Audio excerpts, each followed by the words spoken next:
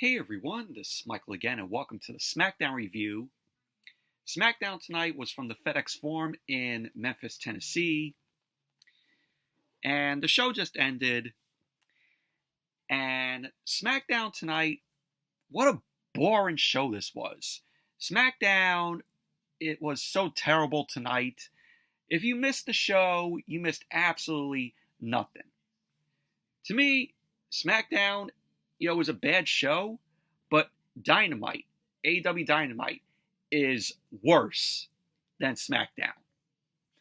Like every week, AEW Dynamite and SmackDown are the two worst shows of the week, with Monday Night Raw and NXT being, somewhat good to decent shows. But tonight on SmackDown, we had Bianca Belair. She ended up taking on Piper Niven. This was an Elimination Chamber qualifying match. We had Pretty Deadly, of course. More Pretty Deadly on my TV. Great. Ever since SmackDown has gone to 3 hours, WWE has given us and shoved Pretty Deadly down our fucking throats. We don't need to see Pretty Deadly every single week on TV. They are absolutely fucking awful. And they have taken on DIY. Non-title match. If Pretty Deadly won, they would get to face DIY for the tag team titles. God. Then we had a triple threat match. This was Elimination Chamber qualifying match where it was Drew McIntyre. Yes, Drew McIntyre is now officially part of the SmackDown brand, according to Nick Aldis, that was posted earlier today on WWE's social media pages. Drew McIntyre is now officially part of SmackDown. So he ended up taking on LA Knight and Jimmy Uso. We also had Carmelo Hayes in action, and he ended up taking on Akira Tozawa. Alexa Bliss made her in-ring return on SmackDown, and she ended up taking on Candice LeRae. And the main event, we had Cody Rhodes and Jey Uso. They ended up taking on Jacob Fatu and Tama Tonga. Once again, why is Cody feuding with the Bloodline again? This was SmackDown tonight. Overall, awful boring show it was tonight. Like I said, if you did not watch the show, you missed absolutely nothing. But before I want to get into the review, news has broken out with WWE releases. So it was announced during SmackDown that WWE has released certain superstars. So AOP, The Authors of Pain, and Paul Ellering, they are officially released by WWE. Of course, AOP and Paul Ellering were brought back to take part in the Final Testament with Karrion Kross and Scarlett. Obviously, the Final Testament did not work out. And so this could benefit now Karrion Kross. So we'll see, how that goes. Hopefully they book Karrion Kross much better here. So yeah, AOP and Paul Ellering, gone from WWE. What wasted potential in bringing back AOP and Paul Ellering. Also, Sonya Deville has been released by WWE. And Pure Fusion Collective, Pure Shit Collective is finally done. Thank God. So, wherever Sonya goes, I have a sense that maybe, she might fit better in TNA. Maybe Mandy Rose could go to TNA, and then we get, Sonya Deville and Mandy Rose back as a tag team in TNA. That would work for them. So, Sonya Deville, like I said, released. And the last one that WWE released is Blair Davenport.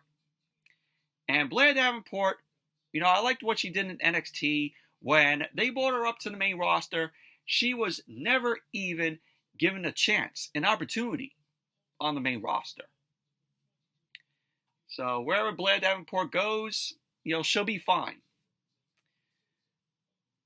But, hopefully, she does good if she goes back onto the indies. So Blair Davenport released. Where AOP might be headed, my prediction, maybe they'll sign with AEW.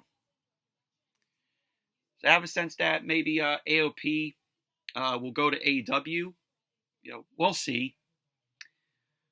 But, just wanted to talk about this news that broke during SmackDown where WWE released these superstars. But, wherever they go, they will be fine. So, Sean Rossap tweeted from Fightful.com about Sonya Deville, saying that Sonya Deville has been informed that WWE will not be renewing her contract. She will be eligible for free agency upon it expiring, which we're told is in a number of weeks. And there will not be a 90-day no-compete involved for Sonya Deville. So yeah, Sonya Deville, free agent. She's clear to perform anywhere. And she won't have a 90-day no-compete clause in her contract. There you go. But like I said, just want to touch on that news that broke out. What do you guys think about this news? Drop a comment down in the comment section. Me and Noah, we will be talking about this on Wednesday for our Bell Call podcast. So we'll go in depth about that. So stay tuned on Wednesday for our next Bell Call podcast episode. But on to the SmackDown review, which I won't be going in depth, too much about this show because, nothing newsworthy took place on this show. So SmackDown opened up tonight with Jey Uso. Of course, Jey Uso, we all know, he is the winner of this year's Royal Rumble. And he made his way through the crowd, made his way through the ring. Of course, 10 minutes of his entrance, which is going to be possibly the new norm for Jey Uso, with the crowd just, taking in the yeet, and doing that, and just, having fun with Jey Uso. So, Jey Uso got into the ring. Everybody was still yeeting in the crowd. Jey Uso's music ended up stopping. Fans chanted one more time. And of course, his music played again. Just like what we saw on Monday Night Raw on Monday. So everyone was yeeting again. So Jey got on the mic. He kept saying that he had a hell of a week. He kept saying that he got a lot of love from his family and his friends, and from the fans. To which the fans ended up chanting, "You deserve it," to Jey. Jey ended up saying that he is here to pick a champion to main event WrestleMania.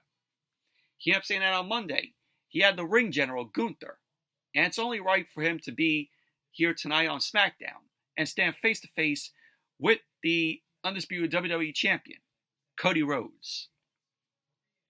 So Jey then introduced Cody to come down.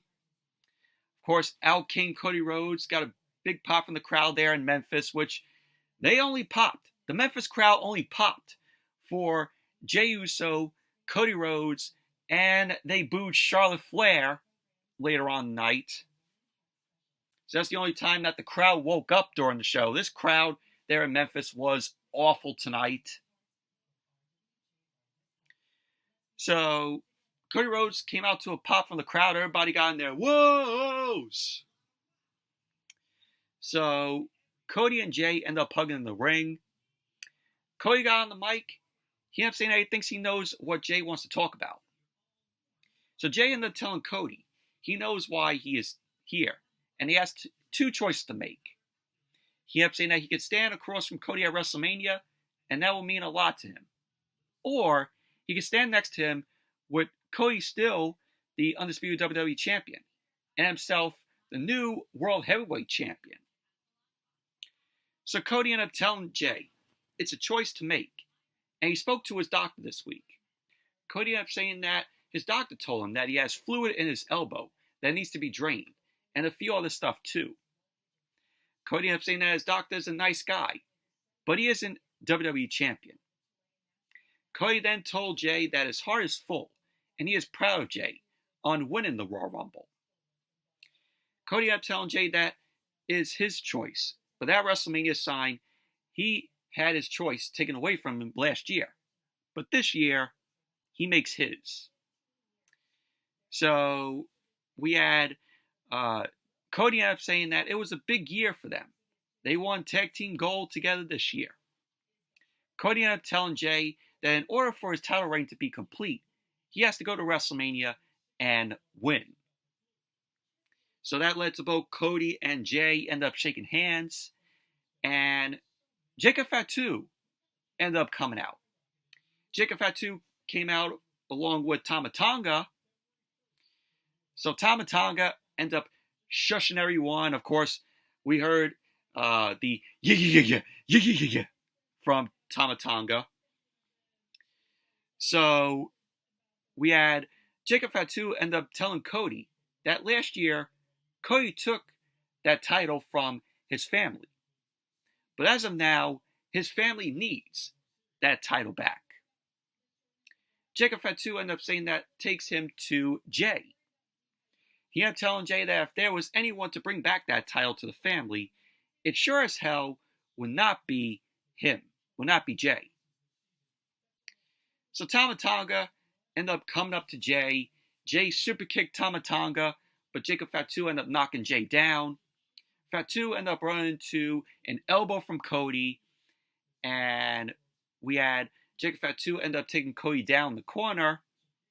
Jacob Fatu ended up going for a hip attack, but Jay delivered a super kick to Fatu, and Cody delivered the Cody cutter to Fatu. Fatu ended up getting back to his feet, but we had both Cody and Jay clotheslined Jacob Fatu to the outside, and pretty much that was basically that. That was how the segment ended. But overall, I thought this was a solid opening to SmackDown here. Jey Uso, of course, over with the crowd still. Cody Rhodes, he had a good promo to deliver. But overall, solid opening to the show. And as SmackDown came back from the commercial, we had the first match of the night, which was an Elimination Chamber qualifying match, Bianca Belair versus Piper Niven. And this was just mid, in my opinion. Obviously, do I need to tell you all who won this match? If you said Bianca Belair, ding, ding, ding, ding, ding, you win nothing. Bianca Belair ended up winning the match. KOD to Piper Niven.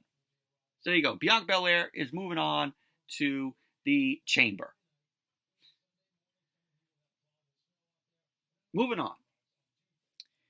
Nick Aldis was shown backstage. And in came Carmelo Hayes. Carmelo Hayes has been on a losing streak, which he does not need.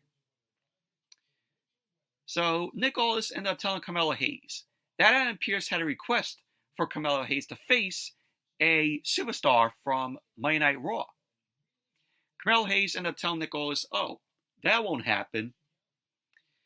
So somebody knocks on the door, and in came Akira Tozawa.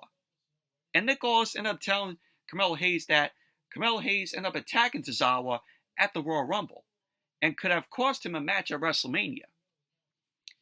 So Carmelo Hayes ended up saying that he changed his mind, and he began to walk away, and Tozawa ended up yelling out, airball, as Carmelo Hayes ended up walking away. So there you go. That was that. We had Carmelo Hayes versus Akira Tozawa later on in the night. And as SmackDown came back from the commercial, we saw the tag team champions, DIY, Johnny Gargano and Tommaso Ciampa. They were in the ring. Gargano got on the mic.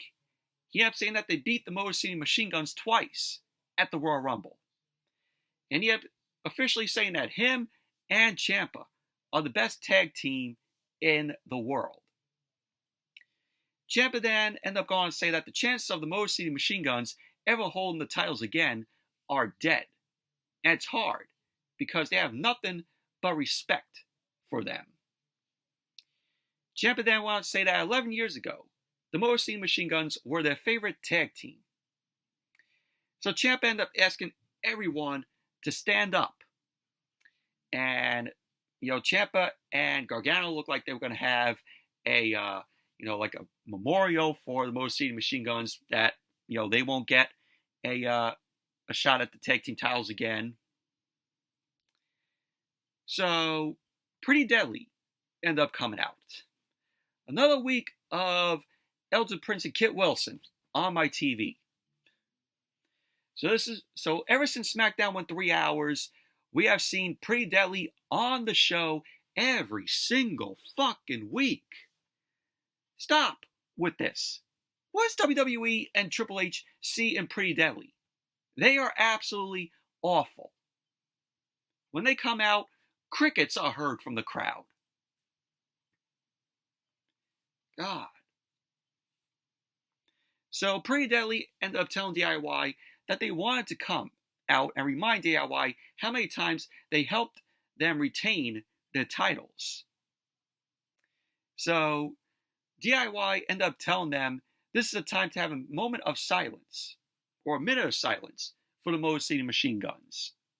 To which I think it was Elton Prince ended up calling the tag team titles the NXT tag team titles. Oh my God. What a botch there. So Nick Aldis ended up coming out. He ended up telling DIY that they don't have a say to call the shot, and Pretty Deadly can earn a title shot. So Nick Aldis ended up announcing that it will be Pretty Deadly against DIY, and if Pretty Deadly win, they will earn a tag team title match. So Nick Aldis was like, "Oh, we're gonna have the match now," and DIY, Gargano, and Ciampa were like, "Oh, we're in our street clothes. We're not prepared to have a match." But of course, Nick Aldis made the match, of course.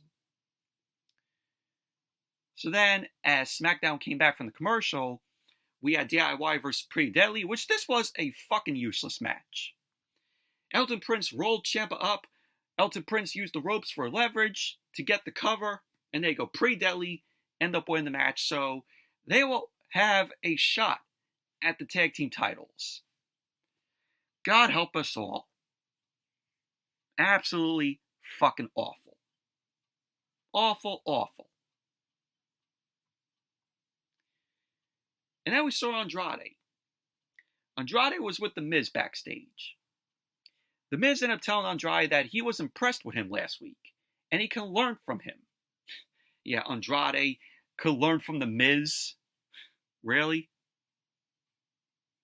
So Andrade ended up telling The Miz that he learned from him, and he learned how to beat him, and pretty much Andrade walked away. So in came Cody Rhodes. Miz ended up telling Cody that this young crop is different from them, and that Miz has his back. Cody ended up telling Miz, "Oh, I don't need you to have my back." So Miz ended up saying that he told Cody last year it was all about him, and this year it's about Jay. So Miz ended up asking Cody if he will still be Jay's friend if Jay picks him at WrestleMania. Pretty much that was basically that. Miz saying to Andrade at first, "Oh, you could learn something from me."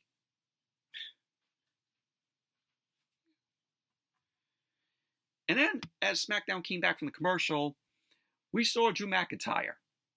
Drew McIntyre officially part of the SmackDown roster. It was confirmed early in the day on WWE social media. It was announced by Nick Aldis that Drew McIntyre has moved from Monday Night Raw to SmackDown in the transfer window. So, of course, we all know the news about Drew McIntyre having a fit after he was eliminated at the Royal Rumble, which I think, it was a work, which me and Noah will probably go in depth about that on the Bell Call podcast this upcoming Wednesday. So we'll talk about that. So Drew McIntyre came out. He got on the mic. He ended up saying that after he got eliminated by some coward at the Royal Rumble, he drove to home, slept, and when he woke up, he realized that he is always angry. He ended up saying that he is always angry because of the toxic environment that is Monday Night Raw. So, Drew McIntyre ended up continuing to say that he is on SmackDown to go after Cody's undisputed WWE Championship. So, Jimmy Uso ended up coming out. Jimmy Uso got on the mic. He ended up telling McIntyre that he has to earn his spot tonight. And he is there to earn a spot at the Elimination Chamber. So Drew McIntyre was like, oh, I can't, tell you or Jay apart. So he apologized. And he ended up telling Jimmy that he still can't tell him or Jay apart. So then out came L.A. Knight. Yeah! He ended up saying that it's okay for men to cry. He ended up saying, I'm sorry. I just had to get my stuff in. And Drew McIntyre was shown laughing. And pretty much, that was that. This set up for a men's Elimination Chamber qualifier. This was a triple threat. So it was Drew McIntyre versus Jimmy Uso versus LA Knight. And this was a decent match here. So the match ended up getting underway. We had guys spill out to the outside of the ring. LA Knight ended up slamming both McIntyre and Jimmy Uso onto the commentary table. Jimmy ended up getting Drew McIntyre in a tree of woe. LA Knight started stomping on Drew McIntyre. Jimmy was shown on the top rope. LA Knight ended up jumping onto the top rope, and he suplexed Jimmy down while McIntyre ended up pulling himself up. McIntyre ended up pulling LA Knight down at the same time. So McIntyre and LA Knight got to their feet. McIntyre ended up going for the Future Shock DDT, but Knight reversed that into a DDT. Knight went on the second rope. He jumped to the top rope, and he landed an elbow drop onto McIntyre. So Knight ended up going for the cover. Jimmy broke up the pin. Jimmy ended up pushing Knight away. McIntyre delivered a spinebuster to Knight. He ended up going for the cover, and Knight ended up kicking out. McIntyre then delivered a neckbreaker onto Jimmy Uso, and Knight ended up rolling to the outside of the ring. McIntyre ended up going for the Claymore to Jimmy, but Jimmy ended up super kicking McIntyre, and Jimmy ended up clotheslining McIntyre to the outside. Knight came back into the ring, but Jimmy ended up kicking Knight onto the side of his head, and he delivered a super kick to Knight. Jimmy then climbed up to the top rope, and he landed the Uso splash onto Knight. We had Jimmy end up going for the cover, and McIntyre pulled the ref to the outside. McIntyre got on the ring apron, but Jimmy ended up hanging McIntyre on the top rope. Jimmy went to the outside, and he ended up super kicking McIntyre, who fell onto the commentary table. Jimmy ended up getting back into the ring. He ended up going for the Uso splash, but Knight ended up rolling Jimmy up into the cover, and Jimmy kicked out. Knight ended up going for the BFT onto Jimmy, but McIntyre ended up hitting Knight with the Claymore. So Drew McIntyre ended up going for the cover, and there you go. Drew McIntyre ended up winning the match, and he is now in the chamber match. So after McIntyre lost or got eliminated out of the Royal Rumble, he gets a spot in the chamber, which is a good move for Drew McIntyre. But overall, this was a decent match between Drew McIntyre, Jimmy Uso, and LA Knight. Although I wish the crowd would have woke up during this match. And then we saw Byron Saxton. Byron Saxton was backstage with Damian Priest. Damian Priest ended up telling Byron Saxton that he will go to the Elimination Chamber too. So Braun Strowman ended up coming up to Damian Priest. Strowman ended up telling Damian Priest that he has to qualify. And next week, Priest is in the ring with two of the biggest, baddest that WWE has to ever offer. Priest ended up saying that they have both walked out of WrestleMania as champions. And one day, Jacob Fatu will too. He ended up saying this year, it will be him. Strowman ended up telling Damian Priest that he will be in the ring with a wild animal next week, but also with a monster. So Priest then told Strowman, I never overlook anything. And that was basically that. So it's going to be Braun Strowman and Damian Priest versus Jacob Fatu next week in a Elimination Chamber qualifying match. And then after SmackDown came back from the commercial, we had a pre-recorded promo from Kevin Owens. Kevin Owens was in his car, and of course this was posted on Kevin Owens' social media on Twitter. So Kevin Owens ended up showing the scars on his face in his match that he had with Cody Rhodes last Saturday at the Royal Rumble. He ended up saying that those scars will stay with him together. He ended up saying during the match, Sami Zayn stayed at ringside, and he did nothing about it. He ended up saying during the Rumble match, he saw Sami Zayn rush to the corner to help Roman Reigns. But for him, he did nothing. So Kevin Owens ended up telling Sami that he's a horrible friend, a disgusting human being, and he will never forgive Sami, and that he will pay. So there you go. Nice promo from Kevin Owens there. Of course, we're going to see once again Kevin Owens and Sami Zayn going at it. And then we had Akira Tozawa versus Carmelo Hayes. Carmelo Hayes has been on a losing streak as of late, which he should not deserve to be on a losing streak. Carmelo Hayes is just absolutely great in the ring. He knows how to cut a promo. This guy should not be on a losing streak. But this was an easy win for Carmelo Hayes here because he got Akira Tozawa. And of course, Carmelo Hayes picked up the win. He ended up landing nothing but net on Tozawa. So there you go. Carmelo Hayes won the match. An easy win for Carmelo Hayes after he's been on this losing streak of his. And of course, we saw Jerry the King Lawler. He was at ringside, of course, because it was in Memphis. It was good to see, Lawler there. And then we saw R-Truth. R-Truth was with Akira Tozawa. He was holding Tozawa, backstage. And what was funny was R-Truth ended up seeing Jey Uso backstage, and he dropped Tozawa down to the floor. And he ended up telling Jey that he always saw him as a king. And now he is king of the ring. To which Jey was like, no, I'm the winner of the Royal Rumble. And Jey ended up telling R-Truth that he should go check on Tozawa. So in came Cody. Jey ended up telling Cody that he would like to go face-to-face with him, but he has personal problems with Gunther. So Jey ended up telling Cody that he is undecided, and he walked off. The best for Jey to face would be Gunther. That's what you should do. Book Jey Uso versus Gunther for the World Heavyweight Championship. Jey facing Gunther is the right decision. And then we get to this awful shit. Charlotte Flair. Charlotte Flair was on WWE TV all this week. Starting on Monday Night Raw.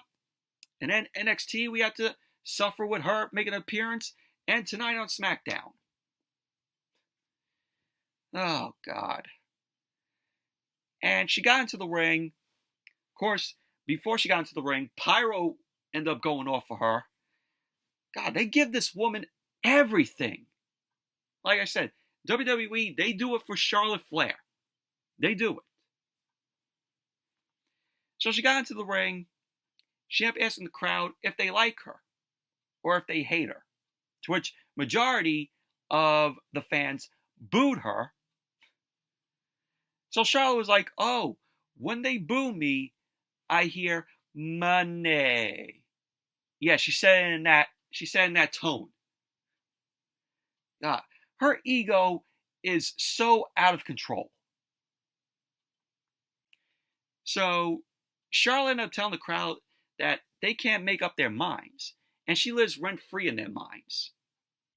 She kept saying that they are obsessed with her looks, her championships, her last name, obsessed with everything, Charlotte Flair. She kept asking if they really thought she would be gone for 14 months, come back and not win the Royal Rumble. She kept saying that she entered the Royal Rumble with 29 unserious women. She kept saying that she became the first ever two-time Women's Royal Rumble winner. And here they are on her time. She kept saying that she wants to feel inspired. Oh, give me a break. Give me a fucking break. She kept saying that she went to Monday Night Raw and saw Rhea Ripley. She went to NXT and saw Julia. And now she is on SmackDown and she wants to see Tiffany Stratton. And lo and behold, Tiffany Stratton ended up coming out. Tiffany Stratton was trying to save us from the awfulness of Charlotte cutting a promo. Because every time Charlotte cuts a promo, our ears start to bleed. So Stratton got into the ring. She raised her women's championship in the air. And the fans ended up chanting Tiffy time.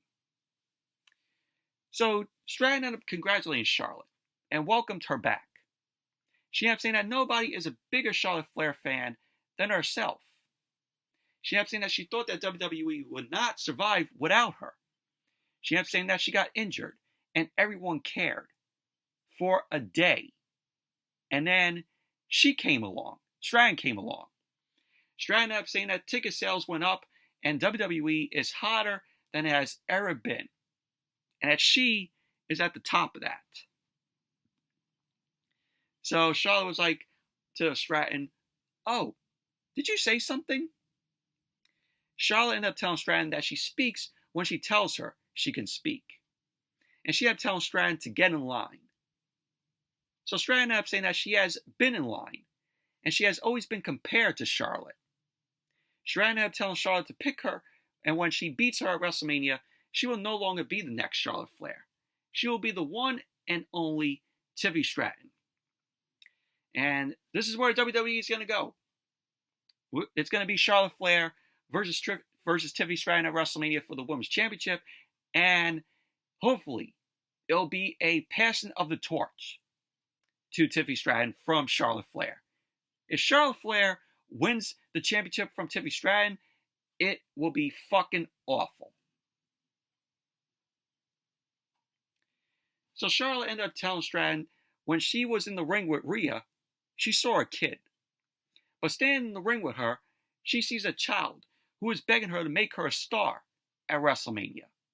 So Charlotte ended up telling Stratton that if she wants Stratton to pick her, she has to get on her hands and knees, pretty much begging for Tiffy Stratton to pick her. So Nia Jax's music ended up hitting. And this segment just got worse with that. So Nia Jax came out with Candice LeRae. Nia Jax got on the mic. She ended up saying that this back and forth is cute, but it's premature. So Candice ended up telling her it is, because Nia will be champion again. Nia Jax ended up saying that she spoke to Nick Aldis, and instead of her having to face 5 women at the Elimination Chamber, she just has to face 1 next week. So Nia ended up saying that it's going to be her and Stratton going one-on-one for the Women's Championship. She ended up telling Charlotte that if she ever wants to become champion at WrestleMania, she will have to go through her. So Charlotte ended up telling her that this got interesting, and she will have to stick around to see what happens? So now Alexa Bliss ended up making her way out. Alexa Bliss, having her in-ring return on SmackDown. She appeared at the Royal Rumble. She was in her Wyatt, gimmick with Lily. I'm like, they should have just went back to the goddess, Alexa Bliss. Why bring back this awful, gimmick that they gave Alexa Bliss with Lily? Unless if they're going to put her with the Wyatt Six, that makes sense. Considering now the Wyatt Six is on SmackDown. So then we had Alexa Bliss versus Candice LeRae. This was a women's Elimination Chamber qualifying match. Boring. The one thing that we saw in this match was a Wyatt Six blip. We saw it for a quick second, which means that, Alexa Bliss, is probably a part of the Wyatt Six now. So, but Alexa Bliss got the win. She had pinned the Sister Abigail on Candice LeRae.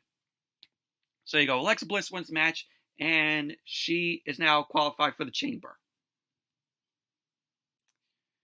But overall, boring match it was. And then we saw Byron Saxton. Byron Saxton was backstage with Chelsea Green and Piper Niven. Chelsea ended up saying that she will beat Naomi next week in their Elimination Chamber qualifying match, and that she will go to WrestleMania.